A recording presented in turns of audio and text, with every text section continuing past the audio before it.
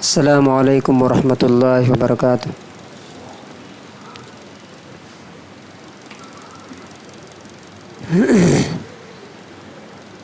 الحمد للہ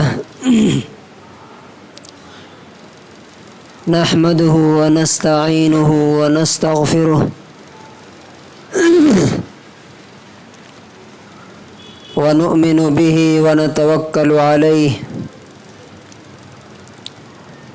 ونعوذ باللہ من شرور انفسنا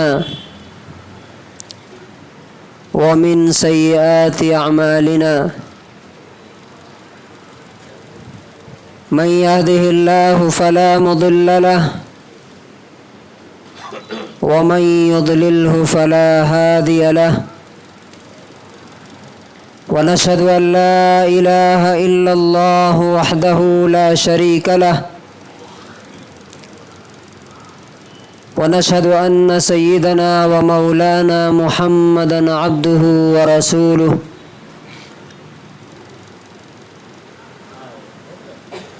أما بعد فأعوذ بالله من الشيطان الرجيم بسم الله الرحمن الرحيم يا أيها الذين آمنوا إن تنصروا الله ينصركم ويثبت أقدامكم وقال النبي صلى الله عليه وسلم نضر الله امرأ سمع منا شيئا فبلغه كما سمعه رواه ابن حبان۔ حضرات گرامی، زندگی ہماری بہت تھوڑی سی ہے۔ اللہ تعالیٰ نے اس دنیا میں ہمیں بہت تھوڑے دنوں کے لیے بھیجا ہے، اور وہ تھوڑے دن کب ختم ہو جائیں گے اس کا علم کسی کے پاس نہیں ہے۔ ہو سکتا ہے کہ جتنے لوگ یہاں بیٹھے ہیں ان میں سے بہت سے لوگوں کا آخری دن ہو یہ۔ اس لیے حدیث میں آتا ہے کہ جب صبح ہو جائے تو یہ نہ سمجھنا کہ شام تمہاری اس دنیا میں ہوگی، بلکہ یہ سمجھنا کہ شاید آخری دن ہے میرا، اور اس میں جو کرنا ہے وہ کر لو، ہو سکتا ہے کہ کل کا دن تمہیں نہ ملے۔ اور اذا امسیت فلا تنتظر الصباح، جب شام ہو جائے تو صبح کی امید میں نہ رہنا کہ شاید تم صبح تک دنیا میں رہو گے، صبح میں کوئی اچھا کام کر لو گے، صبح میں توبہ کر لو گے۔ نہیں، ہو سکتا ہے کہ تمہاری صبح قبرستان میں ہو، اور تمہارے ہاتھ پیر جو آج کام کر رہے ہیں وہ سب بیکار ہو چکے ہوں، تمہارے مال، تمہاری اولاد، تمہاری جائیداد سب تم سے چھوٹ چکے ہوں گے۔ اس لیے یہ ہماری زندگی جیسے ایک اپرچونٹی ہے، اسی طرح ایک ڈینجر اور ایک خطرہ بھی ہے کہ اگر ہم نے اس زندگی کا صحیح استعمال نہیں کیا تو یاد رکھیے کہ یہی زندگی ہمیں جہنم میں جھونکنے کے لیے کافی ہے، اور اگر ہم نے اس زندگی کو صحیح سے استعمال کیا، اللہ اور اس کے رسول کے مطابق زندگی گزاری، تو یاد رکھیے کہ یہ چھوٹی سی زندگی ہمیشہ ہمیش کے عیش، آرام، خوشی، انلمیٹڈ ہیپینس کا ذریعہ بن جائے گی، جیسا کہ نبی پاک صلی اللہ علیہ وسلم اور صحابہ کرام اور آپ کے بعد اولیاء اور نیک لوگوں نے گزاری ہے۔ آج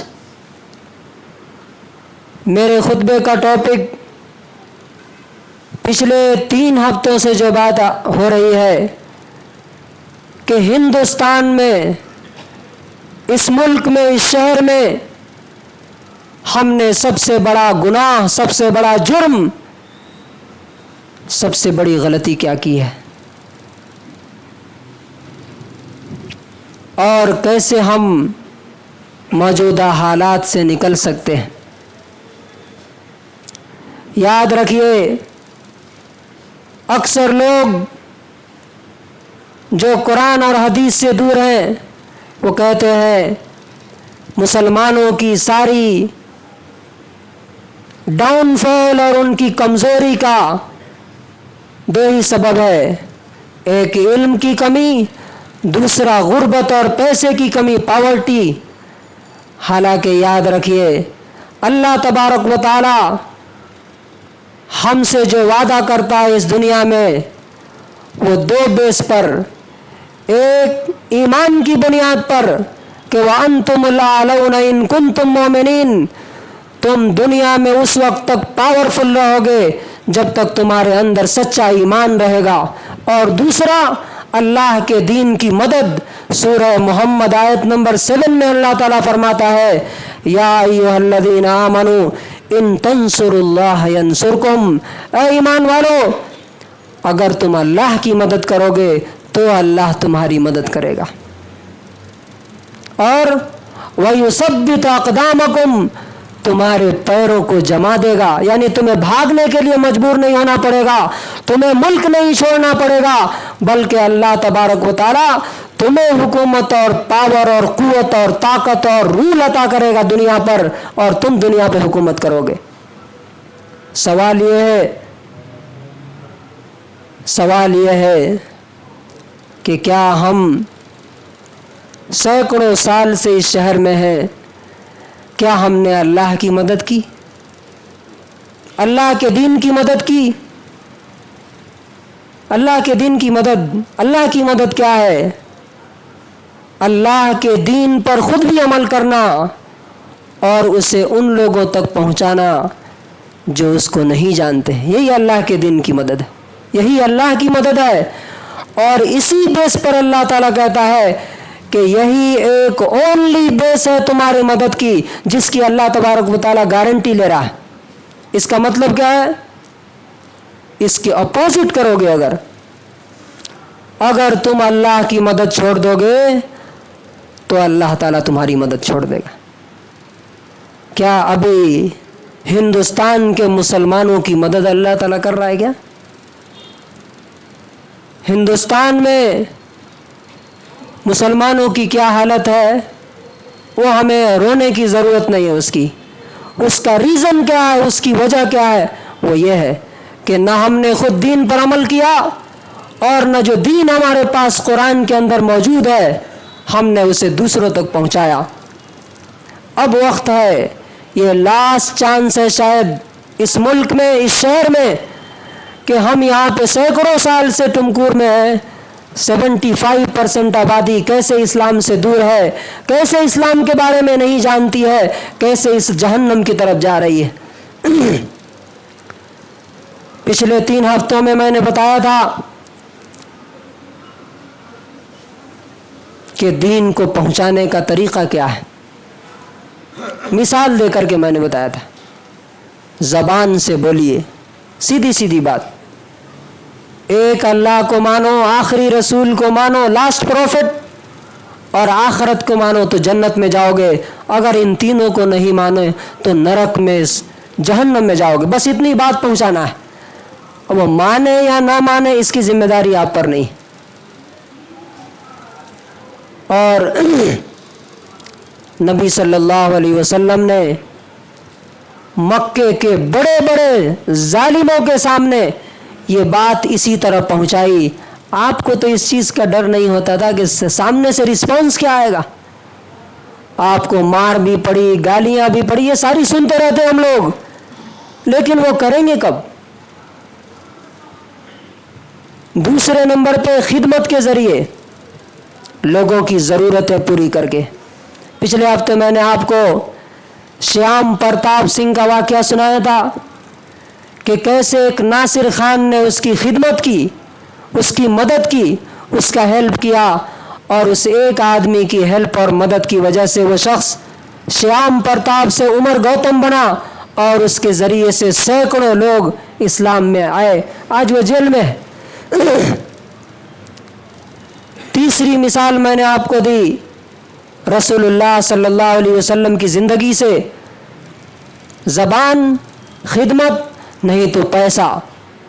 نبی صلی اللہ علیہ وسلم کے بارے میں مسلم کی حدیث ہے، حضرت انس بن مالک رضی اللہ عنہ کہتے ہیں ان کان الرجل لیسلم ما یرید الا الدنیا، کہ نبی صلی اللہ علیہ وسلم کے زمانے میں لوگ اسلام اس لیے قبول کرتے تھے کہ ان کی دنیا کی زندگی اچھی ہو جائے،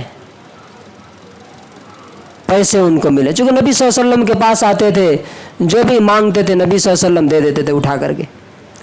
لیکن ہوتا کیا تھا، جب نبی صلی اللہ علیہ وسلم کی زندگی دیکھتے تھے اور آپ کے صحابہ کو دیکھتے تھے تو حضرت انس رضی اللہ عنہ فرماتے ہیں فما يلبس حتى يكون الاسلام احب الیہ من الدنیا وما فیها، وہ شخص جو دنیا حاصل کرنے کے لیے نبی صلی اللہ علیہ وسلم کے پاس آ کر اسلام قبول کرتا تھا، کچھ ہی دنوں کے بعد نبی صلی اللہ علیہ وسلم کو اور صحابہ رضی اللہ عنہم کو دیکھنے کے بعد اسلام دنیا اور دنیا کی تمام چیزوں سے زیادہ اسے محبوب ہو جاتا تھا، وہ پھر اسلام کے لیے جیتا تھا۔ آج ہمارے پاس کون آتا ہے ہماری اپنی ضرورت پوری کرنے کے لیے؟ ہماری ضرورتیں دوسروں سے پوری ہو رہی ہے، دوسرا کون ہمارے پاس آتا ہے؟ اور چوتھا طریقہ جو نبی صلی اللہ علیہ وسلم نے سکھایا، دعا کرو، دعوت بھی دو، خدمت بھی کرو، پیسے بھی لٹاؤ، لیکن اس کے ساتھ ساتھ دعا کرو کہ اللہ تعالیٰ یہاں جو ہمارے پڑوس میں ہندو بھائی رہتا ہے، میرا فلاں پارٹنر جو کاروبار میں میرے ساتھ ہے، میرے دکان کا پڑوسی ہے، اے اللہ اسے ہدایت دیجیے۔ کب کسی نے دعا کی؟ ہمیں تو اللہ تعالیٰ معاف کرے، ہم ان کو غیر قوم بولتے ہیں۔ کیا بولتے ہیں؟ غیر قوم۔ حالانکہ آپ قرآن اٹھا کے دیکھیے، وہ غیر قوم نہیں ہے۔ سارے نبیوں نے جو اپنی قوم کو دعوت دی، کیا کہا؟ یا قومی، یا قومی، اے میری قوم۔ حالانکہ وہ مسلمان نہیں تھے۔ جب آپ پہلے ہی مان لیں گے کہ وہ غیر ہے تو پھر اس کے ساتھ اپنوں جیسا بیہیو کیسے ہوگا؟ نہیں ہو سکتا۔ آپ اس کو غیر کی نظر سے دیکھیں گے۔ غیر تو چھوڑ دیجئے، نبی صلی اللہ علیہ وسلم کا اسوہ، نمونہ اور ماڈل تو اس بارے میں یہ ہے کہ جو جان لینے کے لیے آیا تھا، جان لینے کے لیے آیا تھا، نبی صلی اللہ علیہ وسلم کو معلوم ہو گیا کہ یہ جان لینے کے لیے آیا ہے میری، لیکن نبی صلی اللہ علیہ وسلم نے اسے غیر نہیں بولا، اور غیر کہہ کے اس کو مارا نہیں، اس کو بھگایا نہیں۔ بہت ہی انسپائرنگ اسٹوری ہے یہ۔ ہمارے سوچنے کا ڈھنگ کیا ہے، ہمارا ایٹیٹیوڈ کیا ہے ہمارے نان مسلم بھائیوں کے بارے میں، اور نبی صلی اللہ علیہ وسلم کا کیا تھا؟ سب سے پہلے اگر ہمیں دین ان تک پہنچانا ہے تو اپنا ایٹیٹیوڈ چینج کرنا پڑے گا۔ وہ ہمارے دشمن نہیں، ہمارے کون ہیں؟ وہ بھائی ہیں۔ اللہ تعالیٰ نے کہا یا ایھا الناس انا خلقناکم من ذکر و انثی، اے انسانوں ہم نے تم سب کو ایک ماں اور ایک باپ سے پیدا کیا۔ ایک ماں اور ایک باپ کی اولاد کیا ہوتے ہیں؟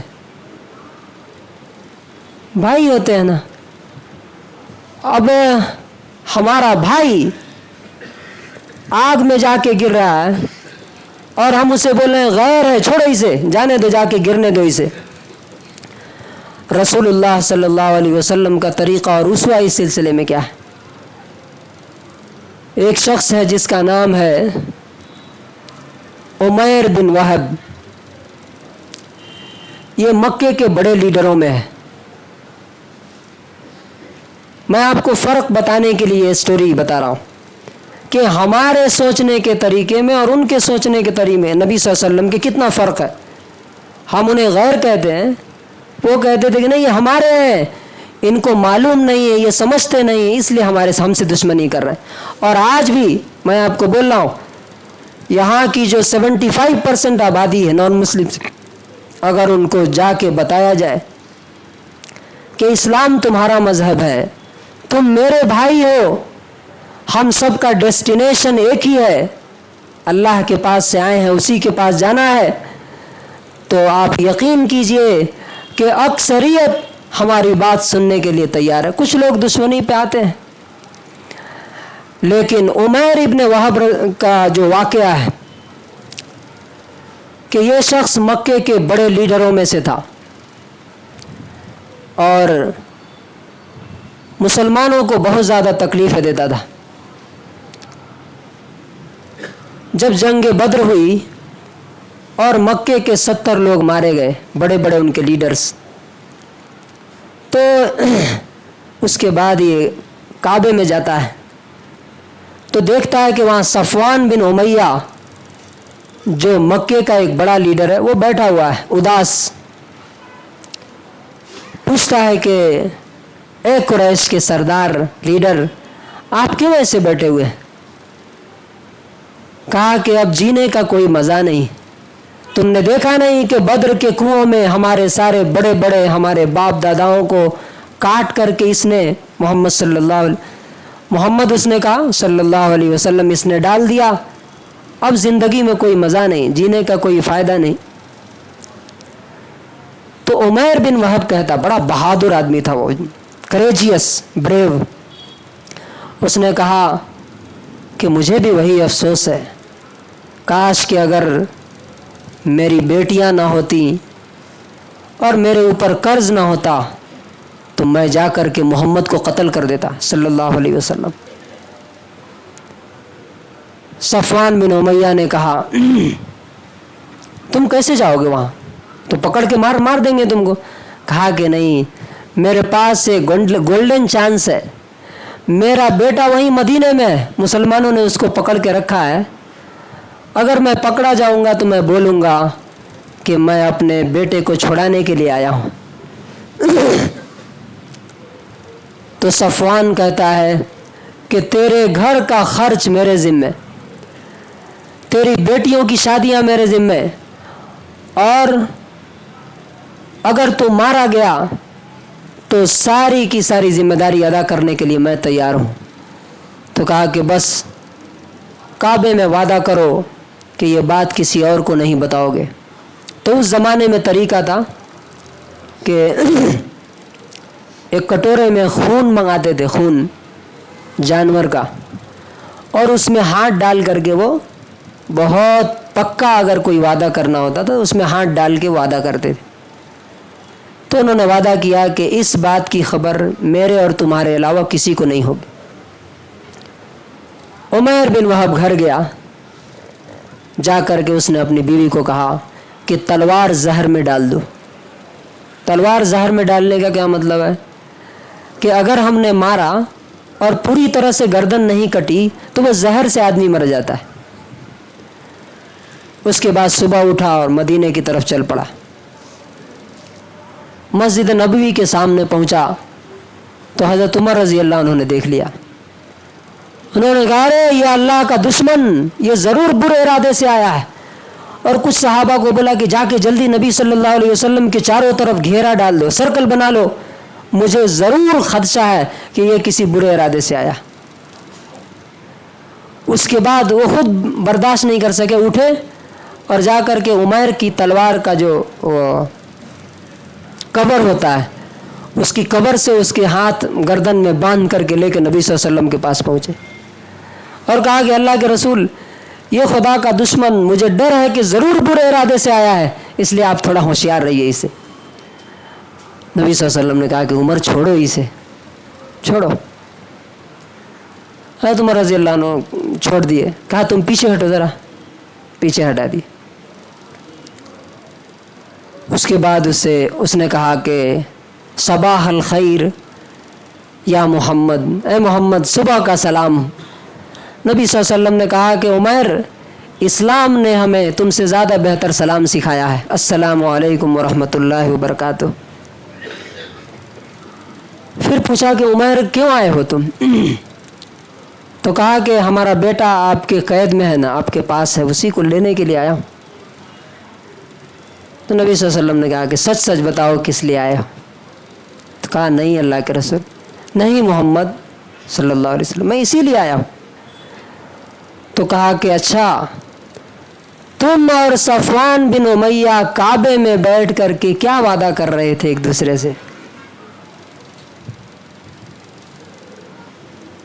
اب جیسے ہی یہ بات نبی صلی اللہ علیہ وسلم کی زبان سے نکلی، ایسا لگا کہ سانپ ڈس لیا اسے، بالکل منہ کھلا رہ گیا اس کا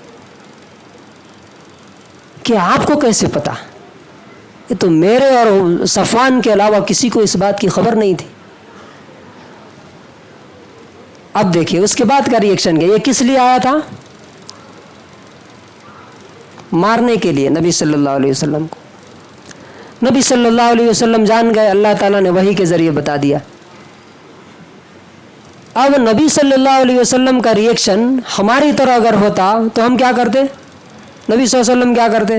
انہیں مارنے کے لیے اسے بھی مارو، دشمن ہمارا، جیسے ہم بولتے ہیں نا۔ نبی صلی اللہ علیہ وسلم نے کہا کہ عمیر، تمہارے وعدے کو اس خدا نے مجھے بتایا ہے جو تمہارے دلوں کی بات جانتا ہے۔ اس نے کہا اشہد ان لا الہ الا اللہ واشہد انک رسول اللہ، میں گواہی دیتا ہوں کہ اللہ کے سوا کوئی خدا نہیں ہے اور آپ اللہ کے رسول ہیں۔ کیوں؟ اس لیے کہ یہ بات میرے اور صفوان بن امیہ کے علاوہ تیسرا اگر کوئی جان سکتا ہے تو وہی جس کے بارے میں آپ آج تک ہم سے کہتے رہے کہ ایک خدا ہے جو ہر چیز جانتا ہے اور ہر چیز پہ کنٹرول رکھتا ہے۔ میں ایمان لایا۔ نبی صلی اللہ علیہ وسلم نے صحابہ کو کہا اپنے بھائی کو قرآن سکھاؤ، اپنے بھائی کو دین سکھاؤ۔ یہ نہیں کہا یہ جان لینے کے لیے آیا تھا اس کو قید کرو، باندھو، مارو، بھگاؤ، نہیں۔